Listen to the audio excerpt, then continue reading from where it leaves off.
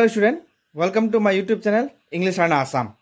আজি এই ভিডিও তোমালোকে দেখা পাই আছে স্ক্রিনত NMMS exam 2024 ওপৰত কমপ্লিট ডিটেইলস ভিডিও আজি তোমালোকৰ লগত ডিসকাস কৰিম।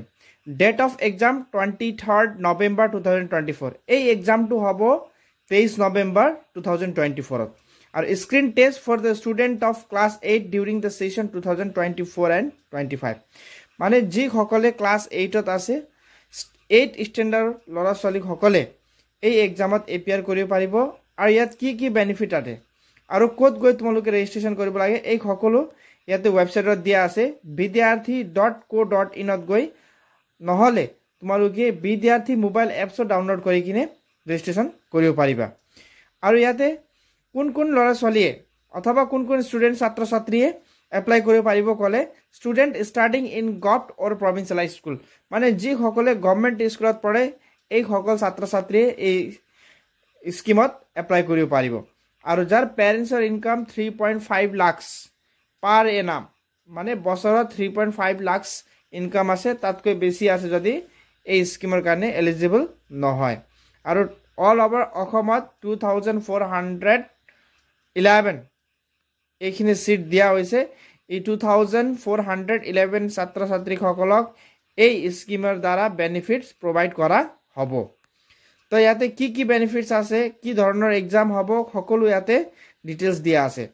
ইয়াৰ date of apply last date of apply ইয়াত তোমালোকে দেখা পাইছে 30/10/2024 মানে 30 অক্টোবৰ ইয়াৰ লাষ্ট ডেট হয়। আর it is mandatory to provide the dice code of the government or provincial school। তোমালোকে জানা সকলো স্কুলৰ নিজৰ ডাইস কোড থাকে এই ডাইস কোডে দ্বাৰা তোমালোকে এপ্লাই কৰিব লাগিব।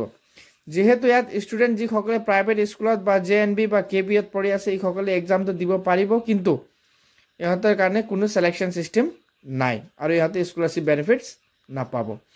তো তোমালোকৰ লাষ্ট ডেট আছে 30 অক্টোবৰ 2024 আৰু ইয়াৰ এডমিট কাৰ্ডটো দিয়া হ'ব 10 November 2024 আৰু প্ৰথম ওপৰতে লিখা আছে এক্সামটো 23 November।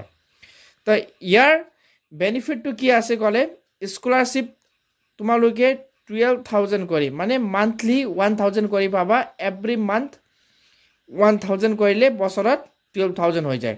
তো ক্লাস 9 10 11 12 4 ইয়াৰ্ছৰ কাৰণে এটা স্কলাৰশিপ দিয়া হয় আৰু যদি এই এক্সামত তোমালোকে স্ক্ৰিনটো পাস বা অথবা ক্লিয়াৰ কৰিবলৈ সক্ষম হোৱা তেন্তে তোমালোকৰ বহুত ভাল হ'ব। মেৰিটিয়াছ ষ্টুডেন্ট কাৰণে every month 1,000 government of India ফালৰ পৰা দিয়া হয়। আৰু ইয়াতে ফৰ্ম ফিল আপ কৰোঁতে তোমালোকে কিবা অসুবিধা পাইছে তেন্তে হেল্পলাইন নম্বৰ ইয়াত দিয়া আছে কল 03613558 আৰু হোৱাটছএপ নম্বৰ দিয়া আছে আৰু ইমেইলো দিয়া আছে scholarship.assam@gmail.com।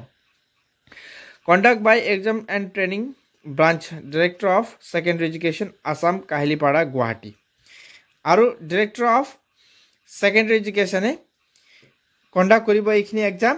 আৰু ইয়াতে মই ভাবো কোনো ডাউট নাই এই এক্সাম দিয়াটো ছাত্ৰ ছাত্ৰীৰ কাৰণে খুবেই ভাল কিয় এই এক্সাম দ্বাৰা তোমালোকে স্কলাৰশিপ বেনিফিট পাবা আৰু এইটো গভৰ্নমেণ্ট অফ ইণ্ডিয়া ফালৰ পৰা দিয়া হৈছে।